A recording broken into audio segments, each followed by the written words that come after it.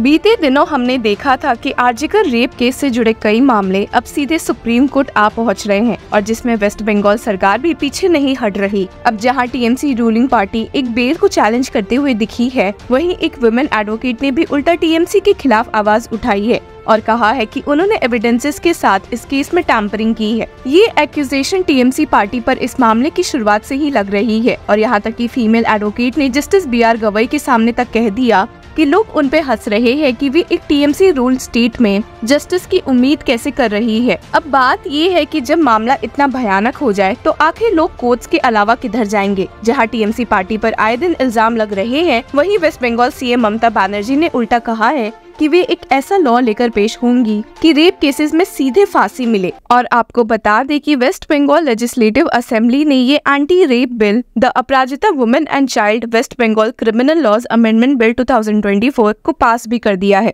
हालांकि इस मामले ने भी तुल पकड़ लिया जब सुप्रीम कोर्ट में जस्टिस अभय एस ओक ने कह दिया कि कुछ पॉलिटिकल लीडर्स के ऐसे कमेंट से देश में एक मॉब रूल क्रिएट हो जाता है। इसी के साथ केस ने एक संगीन ट्विस्ट देखा है जब एक्टिव होते हुए सीबीआई ने एक बड़ा कदम उठाया और ये कदम क्या है आगे देखते हैं। और साथ ही ये भी देखेंगे कि भला अब किस डॉक्टर ने टीएमसी और कोलकाता पुलिस पर एक नई उंगली उठाई है। इस केस में मेन अक्यूज्ड संजय रॉय के अरेस्ट के बाद सीबीआई ने एक स्ट्रिक्ट कदम उठाते हुए अब इस केस में doctor Sandeep Ghosh, farmer principle of RG Kar college को अरेस्ट कर लिया है। और सिर्फ यही नहीं बल्कि डॉक्टर संदीप घोष के साथ साथ इस केस में 3 जने और को गिरफ्तार किया गया है। सिक्योरिटी गार्ड अफसर अली खान और 2 हॉस्पिटल वेंडर्स बिप्लव सिंह और सुमन हजरा। और ये सारे लोग इसलिए अरेस्ट हुए हैं क्योंकि रेप केस के अलावा फाइनेंशियल इरेगुलरिटीज की बात भी सामने आ गई थी और सीबीआई को ये भी पता चला है कि हॉस्पिटल में पैसों की लेन देन होती थी। इसी के साथ आपको बता दें कि डॉक्टर संदीप घोष की कस्टडी सीबीआई को सौंप दी गई है और वो भी 8 दिनों के लिए। अब जहां ये बातें टीएमसी के लिए काफी मुश्किलें पैदा कर सकती है, कंसिडरिंग कि ये एक स्टेट रन हॉस्पिटल है और health minister West Bengal CM ही है, वहीं अब एक डॉक्टर ने साफ साफ क्लेम किया है कि कोलकाता पुलिस ने एविडेंसेस के साथ छेड़छाड़ की है। ये इल्जाम एक ऐसे डॉक्टर ने कोलकाता पुलिस पर लगाया है जो कि अगस्त 9 को आरजीकर मेडिकल कॉलेज में इमरजेंसी ड्यूटी पर था। इस डॉक्टर के according the standard operating procedure was not followed at the emergency medical, which delayed the recording of the time of death and the post-mortem examination procedure. Doctor ने यहाँ तक ये भी ऐड किया कि विक्टिम की ऑटोप्सी आरजीकर मेडिकल कॉलेज में हुई थी जो कि नहीं होनी चाहिए थी, ट्रांसपेरेंसी क्रिएट करने के लिए। और वायरल वीडियो में जितने लोग दिखे हैं और जिनको पुलिस ने मेडिकल ऑफिशियल्स बोलकर टाल दिया है, वे सब क्राइम सीन से जुड़े हुए नहीं थे। अब ये बात हमने इंडियन मेडिकल एसोसिएशन द्वारा भी देखी है कि वायरल वीडियो में उन्होंने एक डॉक्टर को पहचाना है जो कि फिंगरप्रिंट एक्सपर्ट बताए जा रहे थे, पर असल में एक first year post graduate trainee ही है। यहाँ बात हो रही है डॉक्टर अविक दे की और जब से आईएमए ने ये एलिगेशंस उनके खिलाफ लगाए हैं तो उल्टा इस मामले में तृणमूल छात्र परिषद स्टेट प्रेसिडेंट अंकुर भट्टाचार्य ने बताया कि उन्होंने डॉक्टर अविक दे को सस्पेंड कर दिया है इन्वेस्टिगेशन होने तक। जी हाँ, आपने सही सुना। इंडियन मेडिकल एसोसिएशन ने इस मामले में एक उंगली उठाते हुए स्टेट किया था कि when doctor Avik they became a fingerprint expert, as we all know he is the first year post graduate trainee of a surgery department of SSKM Seth Sukhlal Karnani memorial hospital. पर अब ये बात है कि डॉक्टर अविक दे एक टीएमसी पार्टी से जुड़े हुए हैं, तो क्या ये बात सही है कि टीएमसी ने इस मामले में एविडेंसेस के साथ छेड़छाड़ की है? टीएमसी की ओर से इस मामले में कोई रिप्लाई तो नहीं आया है, पर वहीं कोलकाता पुलिस ने साफ किया है कि उन्होंने अपनी ओर से एक फिंगरप्रिंट एक्सपर्ट बुलाया था और न ही डॉक्टर अविक के भरोसे थे। आपने एक वीडियो में देखा भी है कि कैसे कोलकाता पुलिस ने अपनी सफाई में कहा है कि उन्होंने इस मामले में कोई टैंपरिंग नहीं की है। और चलिए एक बार फिर से सुन लेते हैं कि असल में उन्होंने क्लैरिफाई करते हुए क्या कहा है। Let me clarify that the seminar hall is basically a room which is 51 feet by 32 feet, and inside this particular room, when the body was found, the hospital curtains were used to immediately cordon off the area, and for 40 feet from the dead body, no one could enter apart from the scheduled number of people who were supposed to enter in that area.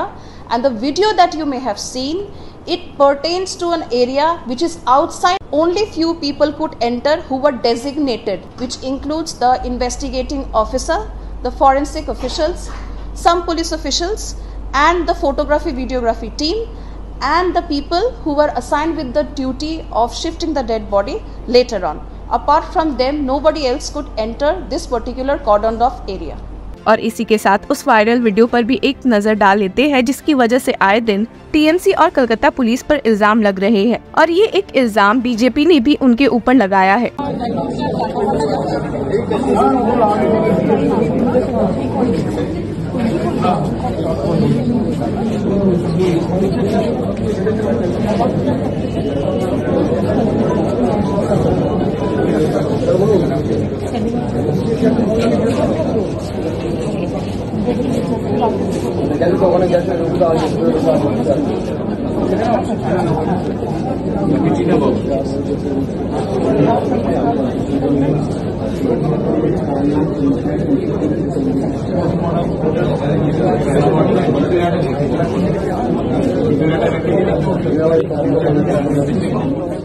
अब चलिए समझने की कोशिश करते हैं कि आखिर संदीप घोष के खिलाफ कौन से फाइनेंशियल मैटर्स के एलिगेशंस लगे थे और ये असल में किसने लगाए हैं। असल में आरजी कर के फॉर्मर सुपरिटेंडेंट अख्तर अली ने डॉक्टर संदीप घोष पर कई इल्जाम लगाए हैं, जिसमें कि he has stated that Ghosh started serious illegalities as such mismanagement of dead bodies, reselling bio-waste in the open market, misutilization of public funds, etc. इतने शॉकिंग बातों ने justice Bhardwaj of Calcutta high court को काफी हैरान कर दिया था और वो चौंक गए थे जब उन्हें पता चला कि इस मामले में अख्तर अली ने ACB anti corruption branch West Bengal से भी कंप्लेन किया था, पर ना ही कोई इन्वेस्टिगेशन हुई थी या कोई बात आगे बढ़ी थी। अली ने अपने प्ली में भी स्टेट किया था कि professor doctor Sandeep Ghosh has blessings of political leaders and higher officials of the state and for that he is being safeguarded despite risking the lives of people of the state। अब बात ऐसी है कि इस प्ली को फाइल करने से अली को भी खूब फटकार पड़ी कि उन्होंने अब जाकर इस मामले को वापस से क्यों उठाया है और इसमें जस्टिस भारद्वाज ने कहा भी कि इस केस में उनके सामने सबसे बड़ी प्रॉब्लम ये है